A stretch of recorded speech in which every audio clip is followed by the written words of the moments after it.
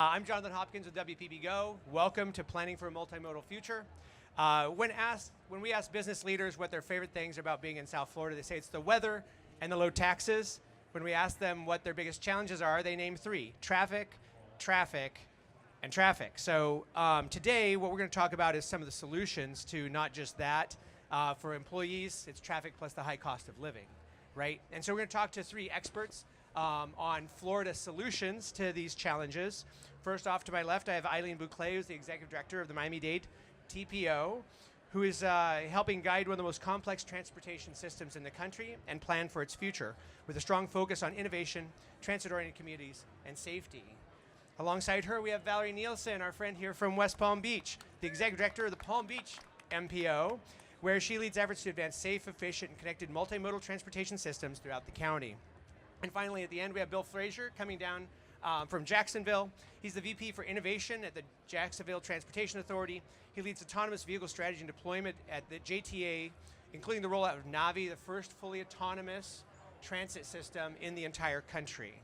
We're going to jump into the questions and we have different questions for everybody except for the first one.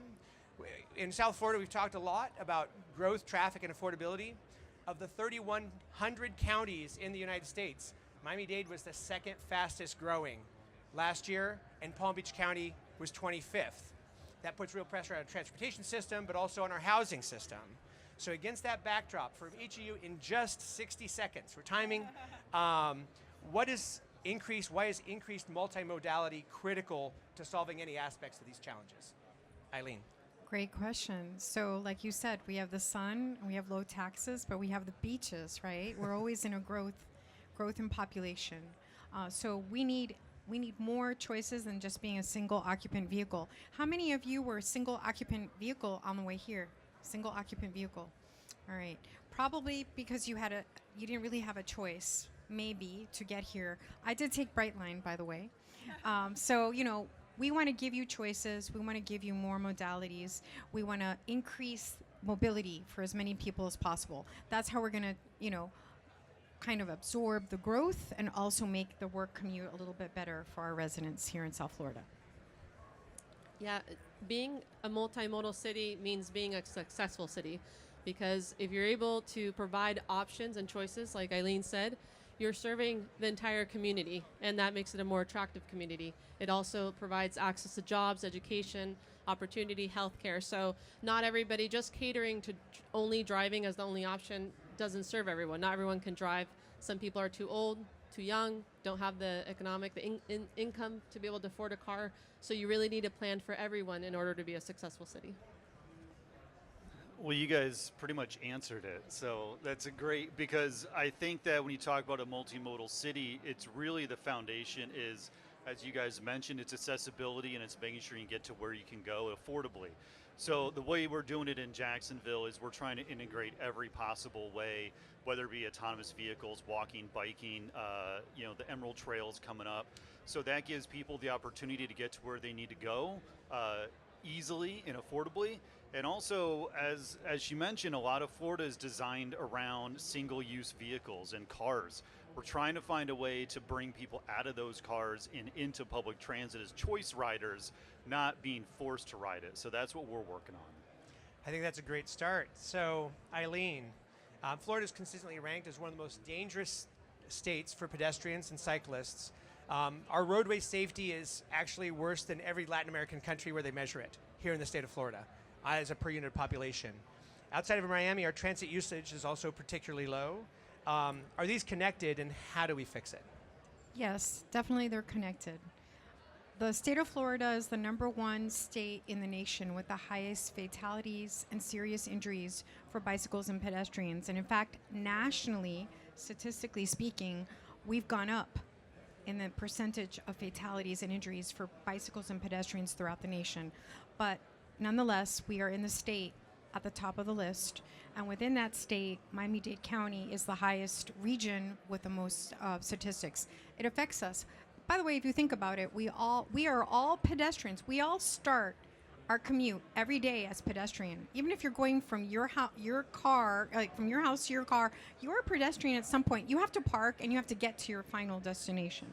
So it involves all of us. So right now, Miami-Dade, in partnership with Palm Beach and Broward, we are very heavily focused on trying to make sure that the bicycle, the pedestrian, all forms of micromobility, ADA, other forms of all of our community, everything comes together so it's safe for everyone. It is car-centric.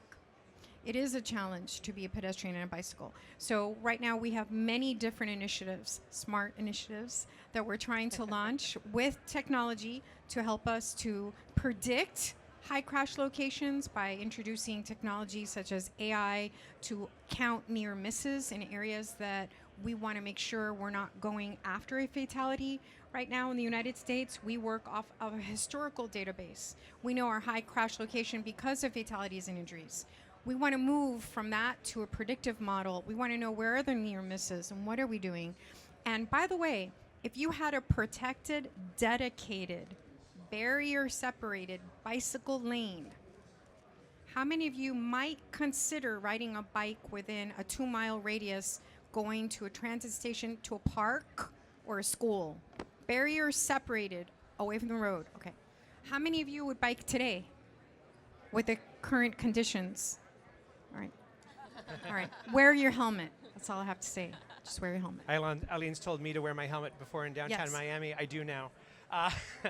Valerie, like Aileen was talking about, safety and shifting modes so we can all get to work and get to work safely or get to wherever we need to go. What's the connection between land use and economic vitality and all of that?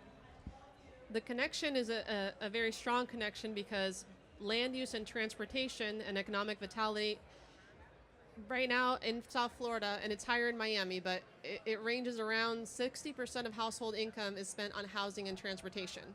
That means that we're spending, the affordability is an issue. No more than 45% is considered affordable. So people are spending a lot of money having to drive everywhere, because if your land use is very spread out, that means that probably the most efficient way or the only way you might be able to get around is by a car.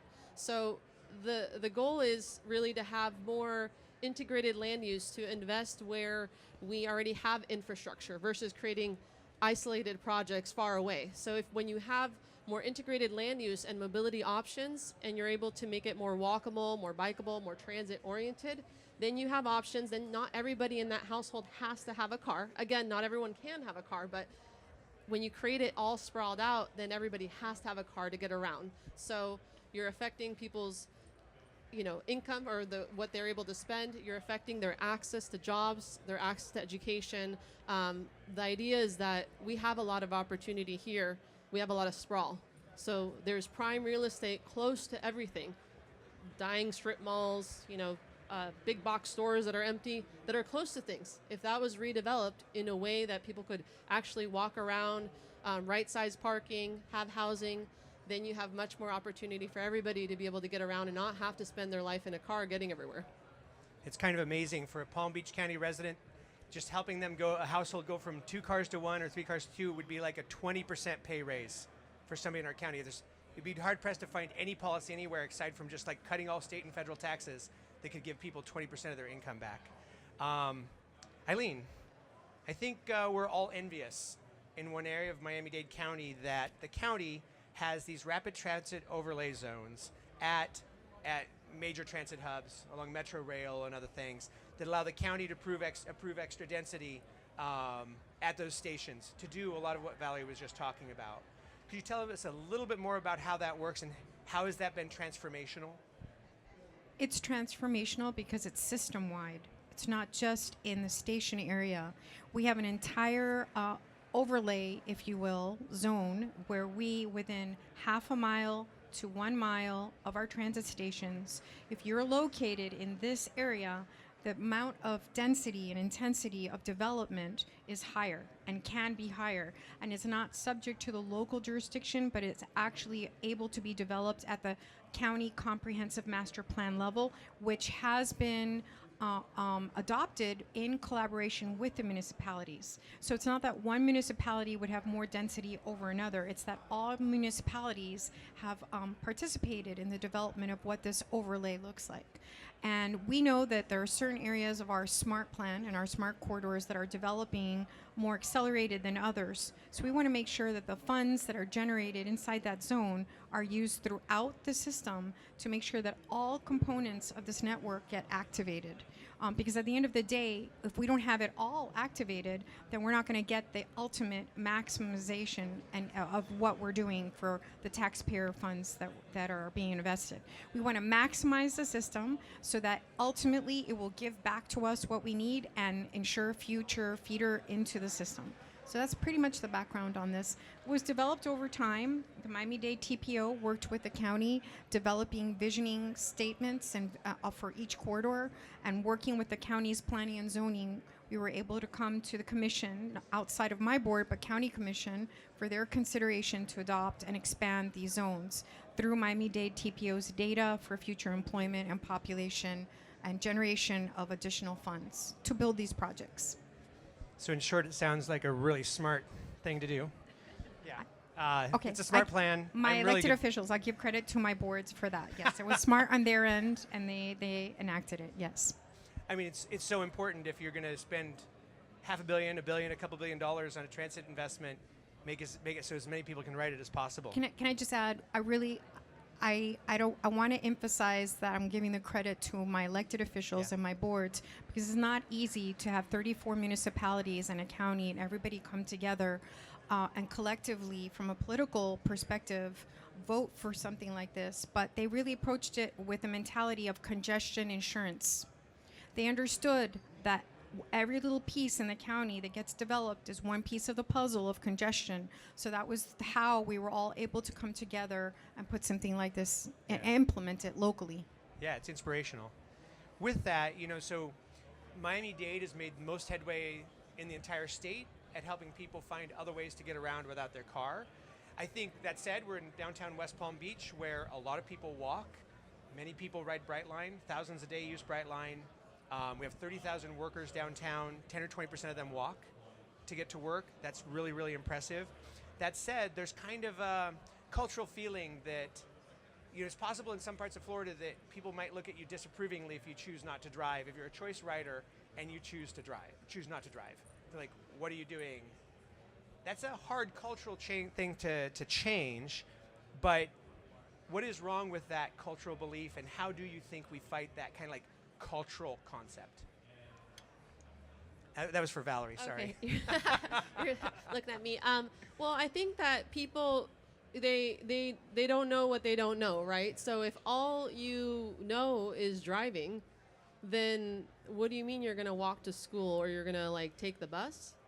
They don't understand it. So one thing that we've done, and I have some of our board members here in the room and some of our local champions, we've tried to take people on rides, on taking them to see and showing them, you can use an app, transit app, and plan your whole trip from here to Miami. And you can see the times, you have choices, you have options. And a lot of people didn't even know that was an option, it existed across all our modes, because people are sometimes afraid to try something new. But if you bring them along and you say, we still have elected officials and people here that ask me, does anyone even ride Brightline? And it's like, you need to get on a train and see that it's packed, So once they try it, then they're like, I can't go back to driving down to Miami. This is, you have to, and we've also done peer exchanges where we've gone to other places because people say, well, it's hot here, it'll never happen or whatever, and we go to somewhere else like Phoenix or Austin or wherever, and it's hot there and it's sprawl, but look at what they're doing, and there's options, and it's really successful. They see that, okay, yes, this light rail cost $2 billion in Phoenix, but it had $13 billion of redevelopment investment and however many 2,300 new housing and however many jobs in 10 years. So it worked, versus there was no more widening of the road to do. I love the show and tell approach, like you mentioned, to help expose people to what they don't know. I think that's really, really powerful. So does anybody think we should ask William a question, or should we just keep him off, just bookending between two ferns, Zach Galifianakis style?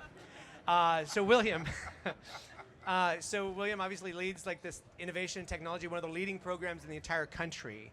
So Bill, what sort of technologies are you most excited about?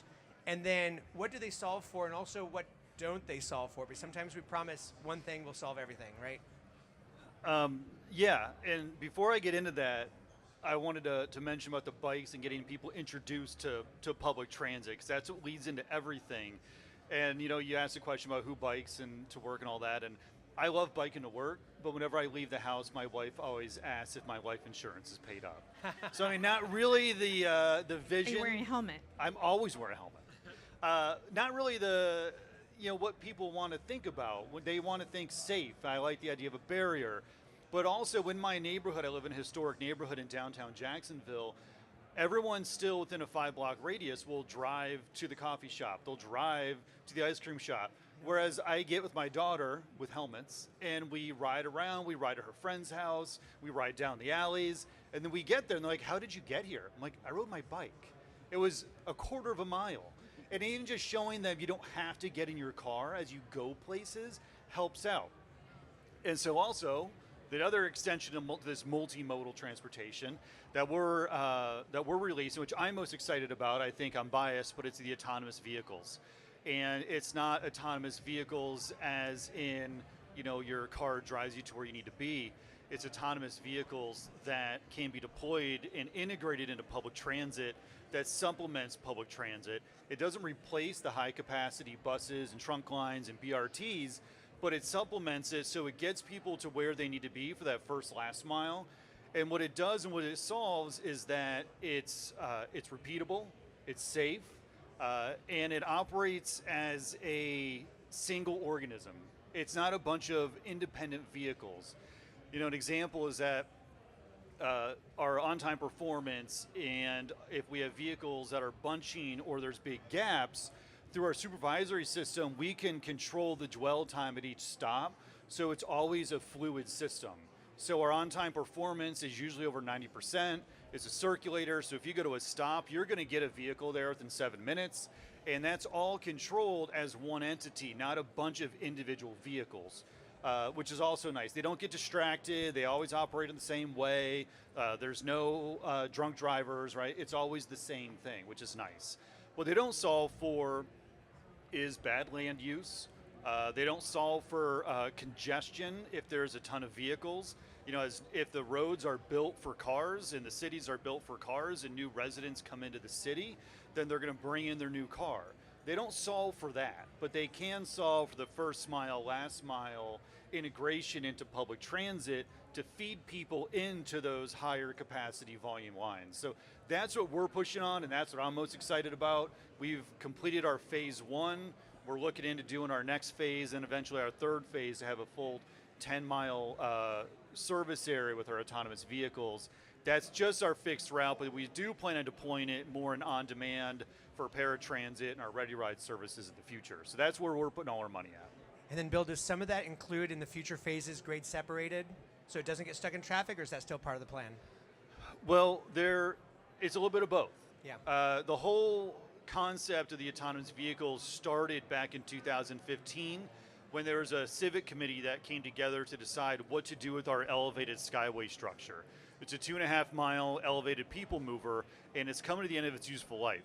Since we used federal money, we have 15 years, otherwise we got to pay back the money. So we're trying to figure out what to do, and back in 2015, this committee said, let's modernize it, keep it, and expand it. That resulted in using autonomous vehicles. So the intent, the plan, we're going through the studies right now, trying to get public feedback, but the intent is to have autonomous vehicles on that elevated structure operating above the city. So not only would it move people around, get people off the streets, it wouldn't add to the existing congestion. Fantastic. So that's our initial intent currently. Okay, I have one more question for Bill, but I'm just going to warn you guys.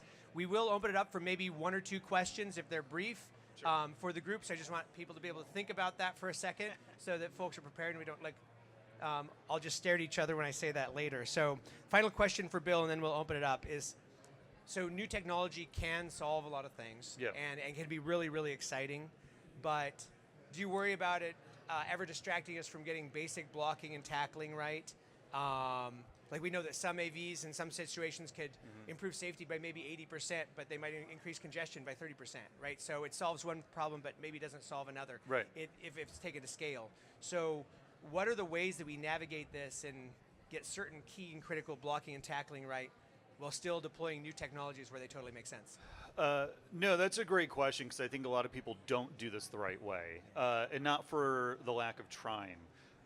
I believe in the technology. I believe that it's out there. I don't think the technology is the hindering factor. I think there's a ton of technology you can see in here today. I think it's the way we choose to deploy it. Yeah. The way we're choosing to deploy the technology is to integrate it into our systems, again, to supplement the 40-foot buses, a higher capacity. But if it was designed to deploy autonomous vehicles for single occupant riders, that would just add congestion. I go to Atlanta and I drive Waymo and I think it's great, or I ride in Waymo, but it's another piece of the puzzle. And these autonomous vehicles we're using is part of transit that fills in these gaps. So what we're doing is trying to supplement those high capacity. I keep saying it over and over, but it's always the same answer, where depending on how you deploy it, that's how it's going to be perceived and that's how it's going to be utilized. So even though the autonomous vehicles or any technology can be deployed, it can be deployed in a good way and can be deployed in the wrong way. So I think as long as you look at a technology and you evaluate it, whether it be AI, AVs, or anything else, as long as you look at it and evaluate it and thoughtfully go through, that way you can deploy it in the right way. We've got a program on the other half of what I do that I oversee called the Test and Learn program, which is specifically for bringing in pilot systems. I get an annual budget. I put out a very broad and open RFP, which is open if anyone wants to apply to it. The deadline's on Friday. But we evaluate everything, whether it be autonomous vehicles, AI, software, solar, different way. I'm trying to think. Solar. Oh my God, I can't think of the word. Solar charge. Yeah, I know. I'm trying to think of this device, but anyway, I'll move on. But we go through everything. Remote drive, remote operations. We look at it all, and we do small pilots in a controlled environment. Because if you can't do it and understand it, you have to understand that before you go into the full deployment. And I think that's where there's a big gap in those pilots onto deployments. Yeah. So that's what we focus on, and that's a big part of what I'm responsible for. Fantastic. Okay, so we have about 2.5 minutes for questions from the audience. Raphael, you're the first hand I see. Go ahead. 1 to 2 sentence question. It's just a comment, and I want to be sure that we have a high crash rate for all transportation except transit. We have a high motor vehicle crash rate. We have a higher pedestrian and bicycle crash rate. And I'm always cautious about scaring people away from using non-motorized modes by saying you're going to get killed or maimed out there. I've been a choice commuter by bike. I rode a bike here today for 40 years now. And have I had bad experiences? Yes, but I've also had bad experiences in my car. And interestingly, the things that have been mentioned up here have such a huge impact on safety. Aileen mentioned protected bike lanes reduce auto fatalities by half because the drivers drive the speed limit. Buses cause 90% lower fatality rates because the drivers are professional and they drive the speed limit. Autonomous vehicles do the same, so it's really powerful. One more question. Quick question. Thank you for the comment. Thank you about grade separated. Could you combine grade separation and personal rapid transit innovation as it relates to your multimodal environments? Anything's possible, yes. It's geometry, and at the end of the day, the cost. Because anytime you're elevated, there's more structure and there's more cost to the project. We have examples of that with current technology today. So, we should be able to adapt to other technologies that way. Chelsea. What can we look for what should we be looking for national policy regarding transportation in the next 5 to 10 years? I'll jump in on that one. I was just in DC earlier in March for the NHTSA AV Safety Forum. And I like that they're thinking about it. And again, I'm biased because I know the autonomous vehicles. I'm an automotive engineer, so that's kind of what I focus on. But I think it's not just in the autonomous vehicles and safety, it's establish an entire framework so as these new technologies get rolled out, I'll use AVs as an example. It should be the same here as it is in Jacksonville, as it is the same in Orlando, so that all these organizations know how to roll this out. They understand what the safety precautions are. They understand like what they're reporting, and then also working with NHTSA, getting FMVSS regulation or requirements changed, having a faster way to get exceptions and waivers for this new technology that we can try out. That'd be my biggest argument, and not just AVs, but anything, so that we can go through and do these pilots. That'd be my argument. I'm going to add two things. Number one, we at Miami-Dade, we're pushing in the federal reauthorization bill to have language that for the ranking of projects in order to get funding, we want some consideration for land use. What Valerie was saying about the development along the corridors. Any projects that can demonstrate that get a little bit more points to allow a little bit different kinds of projects to enter these traditional funding programs, number one. And number two, I recommend that you go and read the latest edition of the Reason Foundation, Bob Poole, who has excellent points on reauthorization language and federal policies, including questioning the role of the federal government in our transit systems and how that might have benefits for states and local counties and municipalities that might be able to run, operate, and maintain projects and with a faster delivery and being the direct recipient of those funds instead of it being traditionally federal. There's a lot out there, bipartisan, by the way. So those would be my two thoughts. With that, because of time, we have a 1 minute apiece to get a little bit close to this potentially, and we'll start with Valerie, is if you have a magic wand, please tell us about a project, and I think, Valerie, you do, right? If you have a magic wand, please tell us about a technology or project that you'd like to see deployed today to make Florida more accessible or affordable. Honestly, I would say what we call in this county the 561 plan, which actually connects with Broward and Miami's SMART plan and Broward's plan as well. But it's a network. This is all about creating a network, right? We get a lot of pushback on, we implement a separated bike lane and they say, why did you do this? It doesn't connect anywhere. Well, we don't have a magic wand. We're retrofitting suburbia, so we have to do it piece by piece, opportunity by opportunity, so that we can then connect the system. So the 561 plan is a network of premium transit corridors in our county, east, west, north, south, and on-demand mobility zones, express bus routes, and those zones of transit-oriented communities and development, mirroring Broward and Miami, so that we are one traveling public, so we can connect our region. When you come out with your book called Retrofitting Suburbia, I'm going to buy 10 copies. I just want you to know that. I think it's a really good title. Let's It fill out probably the already rest of the exists. chapters. Yeah. Bill. Thank you. And I'd buy the book too. Mine would be based on what I've been speaking about this whole time, is that more of a decentralized hub and spoke network where you've got the high capacity lines being fed in first and last mile AVs. That way you would be able to service everyone, and you'd have more options for people to get them out of their cars. That would be mine, and it's just, there's a lot that goes to it, but on the overall high level, that'd be it, is funneling people into the transit so that they don't have to drive their car. Thanks, Bill. Aileen? Kind of on the same theme, I think reimagining our public right-of-way that we already have today and really maximizing the reutilization of what we've already invested on, our public right-of-way, and how are we going to integrate new technologies, the micromobility devices that are coming in, and how are we not to take away choices, but to expand choices, so you don't always have to be a single occupant vehicle. There's a lot. What can we really do with sidewalks? Maybe what we really have is a bike lane already. Maybe sidewalks really are the bike lane, and what we don't have is a pedestrian network. Do people really walk like cars along major highways on a sidewalk? Is that really for pedestrians? Could it be for bikes? And then how are people getting around? Can't we just build what we need? Well, with that, I want to thank you guys for all having this conversation with us about planning for a multimodal future with these powerhouses. That's always fun to share the stage with. So thank you, everybody. Thank you.